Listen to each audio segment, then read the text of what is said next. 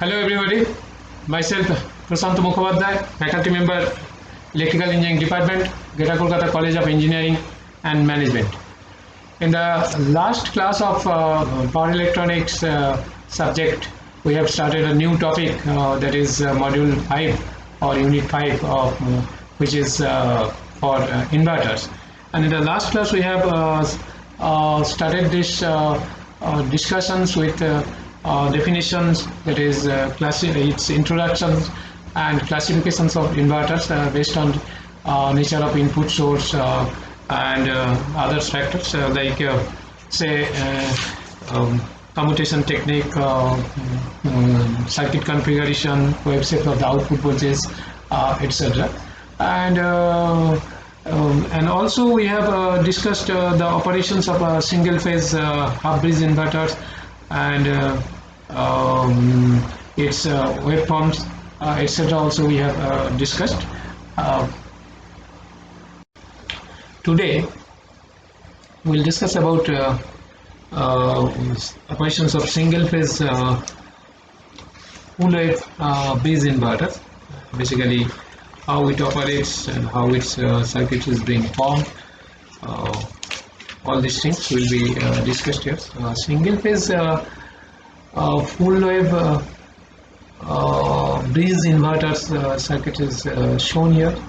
It is the single phase full bridge DC to DC inverter with resistive load basically, and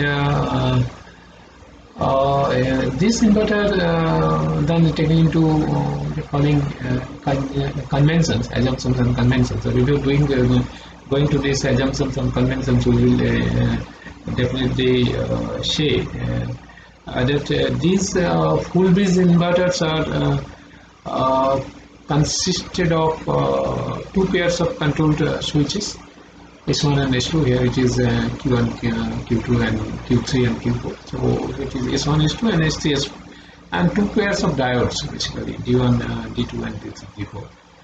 So among these devices, only one pair of devices conduct simultaneously, and when switches S1 and S2 are on, the output voltage across the load is positive, and similarly when the switches S3 and S4 are on, the output voltage across the load is negative. And diodes D1, D2, D3, D4 are used as feedback diodes, and the load of the full bridge inverters will be either resistive or inductive. So the sequence of the operations of the switches and diodes for resistive load and RL load are like this. For resistive load, sequence is S1, S2 first pair, then S3, S4, again S1, S2, then S3, S4. And for RL load or inductive load, so either say D1, D2, then S1, S2, D3, D4, then S3, S4, again D1, D2, S1, S2, D3, D4, S3, S4. So this is the sequence of operations. Once again I am telling you. So basically this full bridge inverters consist of two pairs of control switches, S1, S2 and S3, S4, and two pairs of diodes, D1, D2 and D3, D4. And among these devices, only one pair of devices conduct simultaneously, and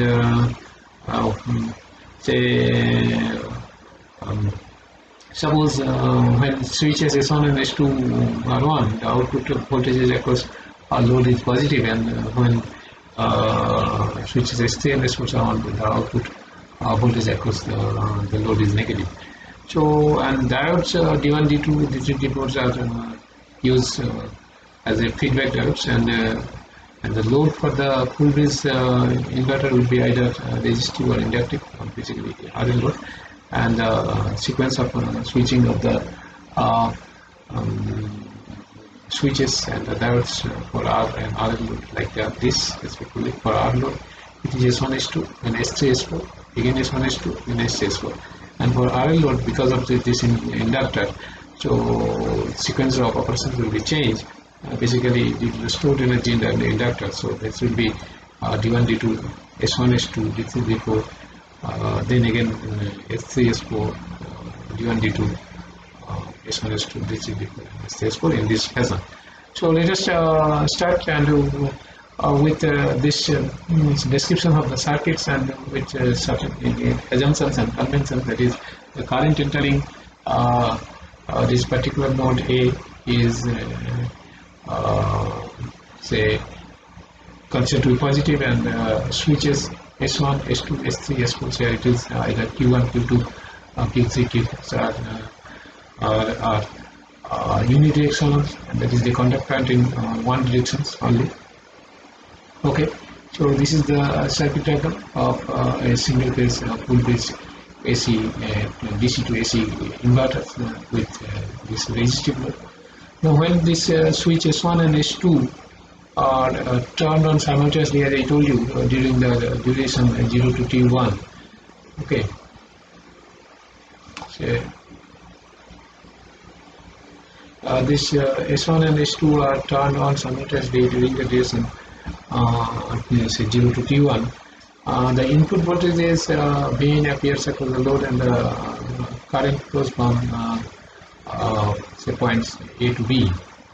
And in that case, this Q1, Q2, this switch S1 and S2 on, and this Q3 and Q4, this is S3 and S4 are off, and the output voltage will be positive, say the source voltage and Vs, and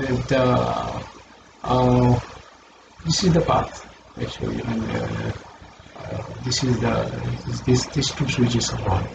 Okay, so this will be like this. Here, once again I'm showing you. See, this switch, this is switch. This suppose it is S1, it is closed. So in that case, from this switch, current is going to this load. Then again, this is switch S2. This is on. Okay, this will complete the path. Here, and voltage appears across the load. Since the current is flowing from A to B, so it will be this source voltage. Okay, this is the output voltage, will be equal to source voltage. This is Vs. Clear? Now, suppose switch S3 and S4 are turned on during the duration T1 to T2, capital T1 to T2, and the voltage across the load is reversed, and the current through the load goes from B to A. So in that case, the switch Q1, Q2, the S1 and S2 is off, and Q3 and Q4 is on. Okay, so the voltage across the load will be output voltage from A. Current is flowing from B to A, and it will be minus Gs, or the source voltage. So see, this is the path. Okay, so see, this is the follow this path. Okay, this is switch 3, S3 or Q3. This is closed. So current here coming here, there this node B, it can't go here because this is off. So this is the load. Current is flowing from B to A. Then this switch S4, this is Q4, this is closed. So this is the path. Okay, follow this path. Don't be confused, because these diodes are not conducting, because they are in reverse bias conditions. Okay, so this is the path. So current is flowing from B to A. So as a result, the load voltage will be say minus Vs. Okay, so if you the voltage and current waveforms across the resistive load will be like this. This is voltage waveform. This is for switch Vs1. This is for Vs2. This is for Vs4, etc. Okay. Here, and this is IL1, this is IL2, this is IL3, and so on. Okay. So actually, this is the voltage and current waveform. Clear? So I think you have understood this operations and the waveforms pattern like this. Okay. This is the yellow.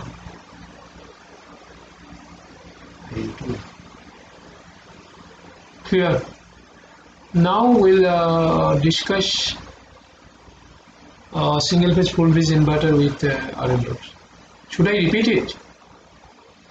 Okay, I'm once again repeating it so that you can understand. So before going to the discussions, I'm telling you this single phase full phase inverter circuit is consisting of say two pairs of control switches, and that is S1, S2. Here it is Q1, Q2, and S3, S4, that is Q3, Q4, and two pairs of diodes, that is D1, D2, and D3, D4. So among these devices, only one pair devices conduct simultaneously when switches S1, S2 are on. The output voltage across the load is positive. Similarly, when switches S3, S4 are on, output voltage across the load is negative, and diode D1, D2, D3, and D4 are used as feedback diodes. The load of the full bridge type inverter is either of resistive load or inductive load, so you can say RL load, and the sequence of switching of the switches and the diodes for resistive and RL load will be like this. Resistive load S1, S2, S3, S4, again S1, S2, then S3, S4, in this fashion. So here S1 means Q1, S2 means Q2, S3 means Q3, and S4 means Q4. And for RL load, so it will be D1, D2, then S1, S2, then again D3, D4, S1, S3, S4, D1, D2, and S1, S2, D3, D4, and then S3, S4. So because this change of sequence is due to the presence of the inductance. Okay. So basically I shown this is the circuit and this is the operational criteria when say S1, S2 is on for the period 0 to T1. So this will be the current part. Okay, this will be the current part, and the load voltage is positive, this source voltage. And when S3, S4 is in this time S3, S4 was off, and when second case, when S3, S4 is on, so during this time capital T1 to capital T2, and then S1 and S2 is off, that is Q1, Q2 is off, and Q3 and Q4 is on. So in that case, sequence of operation will be like this. See,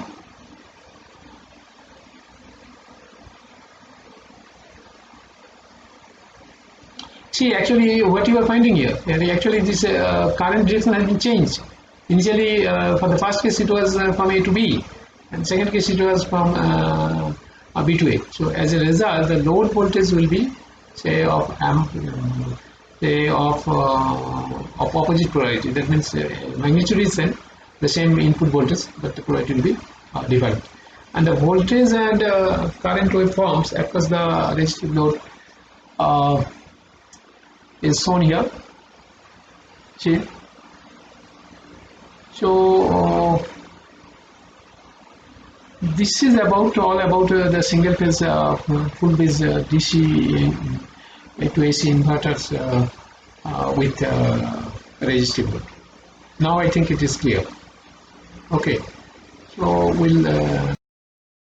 now we'll discuss about the single phase full bridge inverter for a load or inductive load. So basic operation sequence I have already discussed actually, and single phase square wave voltage source inverter as I told you, that produces square shaped output voltage for a single phase load. And such inverters have a very simple control logic, and power switches need to operate at much lower frequencies compared to switches in some other types of inverters. And the very first generation inverters using thyristor switches were almost um, invariably square wave inverters, because thyristor switches could be switches on and off only a few hundred times in a second. And in contrast, on the present day, switches like IGBTs are say much faster and used at switching frequencies of several kilohertz, and single phase inverters mostly use half bridge or full bridge topologies, and power circuits for these topologies uh, is shown here. That is like this. This is the power circuit for single phase full base DC to AC inverter with inductive load. And this topology is analyzed under the say assumption of ideal circuit conditions, and accordingly it is assumed that the input DC voltage, that is if it is DC, it is constant and the switches are lossless. So in full base topology has two such legs. Each leg of the inverter consists of two series connected electronic switches like this, and so these are the series connected electronic switches, and these are the two legs. This is one leg, this is another leg. These are the series connected switches. So two switches in each leg. Okay, and each of these switches consist of IGBT type control switch. Echo switch is an uncontrolled diode is put in anti-parallel manner. Okay, this is the uncontrolled diode connected in anti-parallel manner. These switches are capable of conducting bidirectional current, but they need to block only one polarity of the voltage. And the junction point of the switches in each leg of the inverter serves as the output point of the load. See, this is the junction point of the switches, and these are the output point of the load. Okay, and I am telling once again this. For this inductive load, the sequence of operation will be like this. If you start with S1, S2, then S1, S2, then diodes D3, D4, then again S3, S4, then D1, D2, then S1, S2, then D3, D4, then S3, S4, then again D1, D2, and so on. So, as I told you, this single phase, full phase inverters with resistive and resistive inductive load, basically the inductive load. So we have discussed, and also we have discussed different topology of power circuits, and why instead of thyristors nowadays IGBTs are used as a switch. What are the advantages that I discuss? Now we'll discuss on different types of inverters, series inverter, parallel inverters, etc. So this is the block diagram of a series inverter. Okay. Series inverter circuit. In series inverter, the commutating elements is L and C connected in series with the load. This is L, this is C connected in series with the load. This is L, and this is C commutating element for this connected in series with the load. Okay, so basically it continues the series RLC resonance circuit.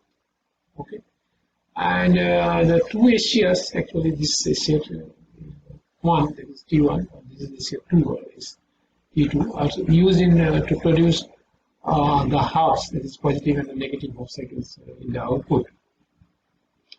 Okay, so as I told you, L and C are connected in series with the load used as a commutating element, and as a result, in both the cases, this is the thyristor 1, SCR1, and this is thyristor 2, or SCR2. This is the commutating element for T1, that is this L1 load and C1, and this is L2 load and the C2 for thyristor 2, or this is the commutating elements. Two SCRs are used to produce the halves, that is positive and the negative halves of the output. And since this LC is connected in series with the load, so it constitutes a series RLC resonance circuit. Okay, and in the first half of the output current, when SCR1 is triggered, that is thyristor 1 is triggered, it will allow the current to flow through like this, L1 load, and in that time C2 will be charging, it will be like this, C2 will be charging. Okay, and the capacitor C1 is already charged at this instant, discharges to SCR, and now it is discharges to this SCR1. Okay. What we have seen, so when this thyristor T1 is triggered, so current path will be like this. Okay, and since C1 is already charged, so during this time it will discharge us to this SCR1. Okay, it will be discharged like this.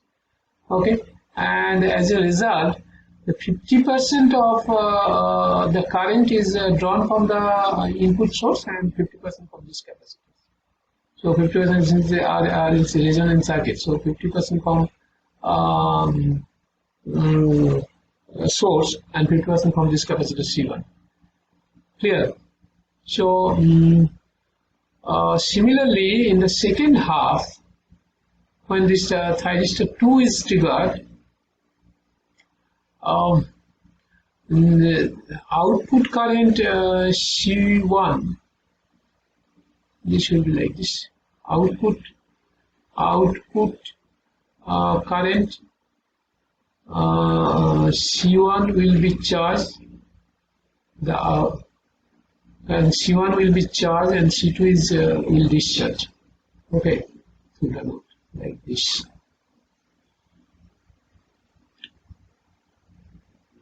Okay. This is the discharge part of the C2. This is the charging part of C1.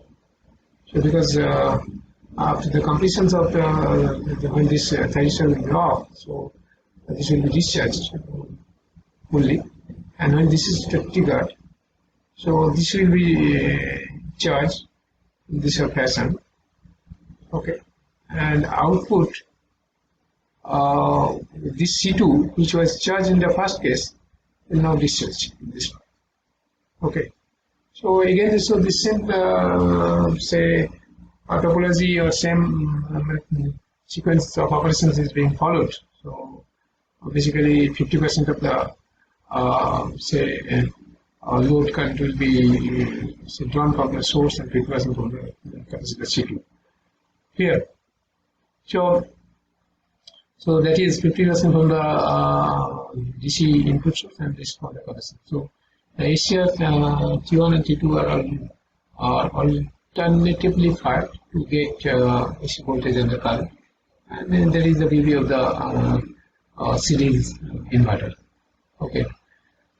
Now for parallel inverters, I think the single phase parallel inverter circuit consists of also two SCRs, T1 and T2, and inductor L, and output transformer, and the commutating capacitor C. and the output voltage and the current V0 and I0 respectively. And the function of the inductor L is to make the source current constant, and during the working of this inverter, a capacitor C comes in parallel with the load via the transformer, so it is called a parallel inverter. Okay. C.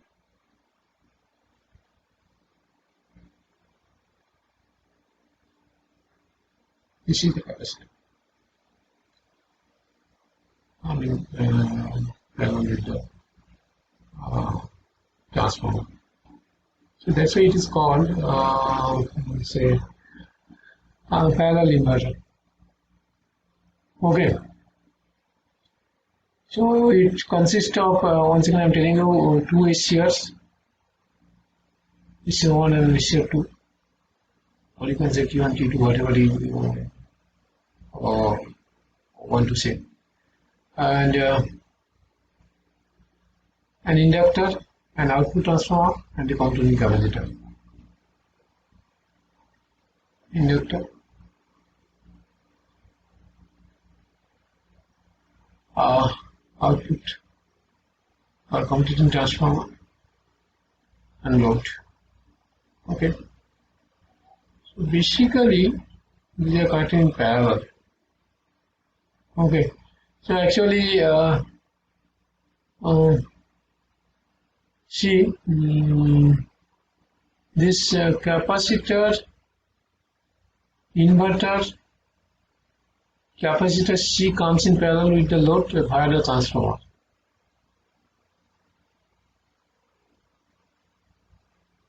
C. So this transformer is connected in parallel.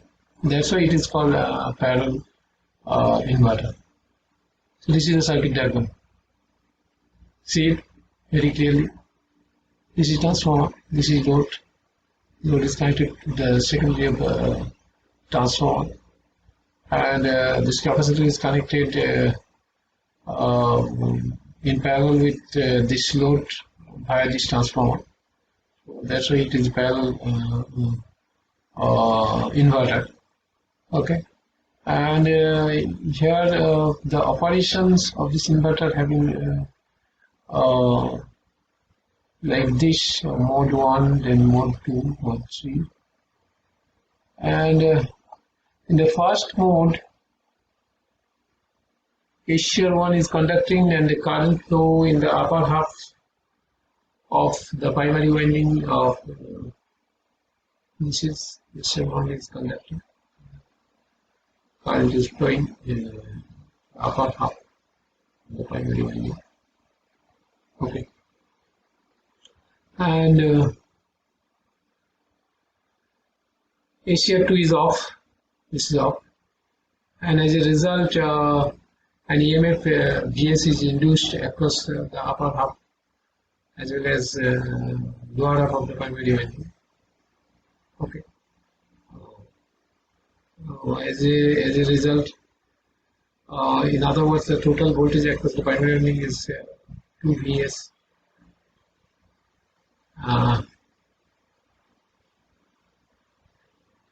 Now the capacitor C charges to a voltage is 2 Vs.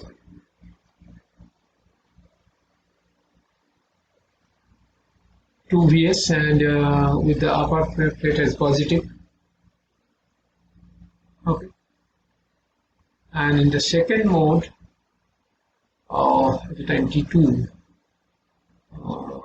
at that time transistor 2 is turned on by applying trigger pulse to its case, and at this time at T equals 0, capacitor voltage 2 Vs appears across the reverse bias across transistor 1, and it is therefore turned off, and the current IO output begins to flow to T2 and lower half of the primary winding, and now the capacitor is charged, that is plate plus 2 Vs to minus 2 Vs. So in mode 2 operation, at time to T2 is turned on by applying a trigger pulse to its gate, and at this time T0 or T equal to 0, capacitor voltage 2 Vs appears across as a reverse bias across thyristor 1, and it is therefore turned off, and the current I0 begins to flow through thyristor 2 and lower half of the primary winding.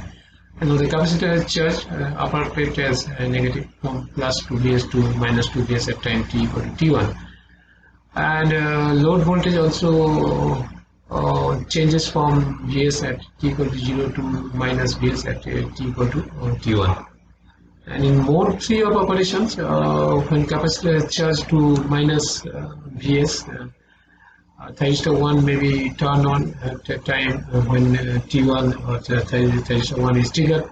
Capacitor voltage 2 Vs applies a reverse bias across T2, and it is therefore turned off. And after T2 is off, capacitor starts discharging and charge to the opposite directions. The upper plate is positive. So that's all about the parallel inverter. Once again, I'm repeating the operations of the parallel inverters like this. Actually, parallel operation of operation of the parallel inverters. This is a single phase inverter circuit consists of two SCRs, that is T1 and T2, an inductor L, and output transformer and the commutating capacitor C. And output voltage and the current are V0 and the I0 respectively. And functions of the inductor L is to make the source current constant, and during the working of this inverter, capacitor C comes in parallel with the load by the transformer, so it is called a parallel inverter. And its operation has three modes. In the first mode, thyristor 1 is conducting and the current flow in the upper of the primary winding. Thyristor 2 is off, and as a result, an EMF PS is induced across the upper as well as lower half of the primary winding transformer. In other words, the total voltage across primary winding is 2 Vs. Now the capacitor C charges the voltage 2 Vs with upper plate is positive. In the second mode, at time t to 0.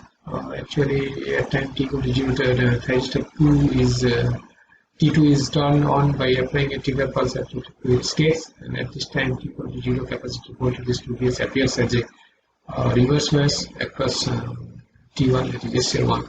It is therefore turned off, and the current I0 begins to flow through thyristor 2 and lower half of the primary winding. Now the capacitor is charged, upper plate is negative from plus 2 Vs to minus 2 Vs at time t equal to T1, and load voltage also changes from Vs at t equal to 0 to minus Vs at t equal to T1.